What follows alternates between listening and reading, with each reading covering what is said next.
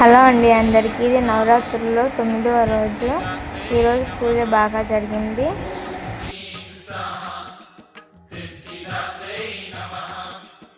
ఓం హ్రీం స్వాహా సిద్ధిదాత్రై నమః. ఓం హ్రీం స్వాహా సిద్ధిదాత్రై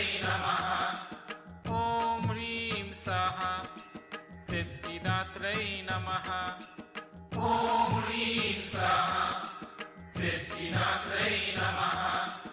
ఓం హ్రీం స్వాహా సిద్ధిదాత్రై నమః.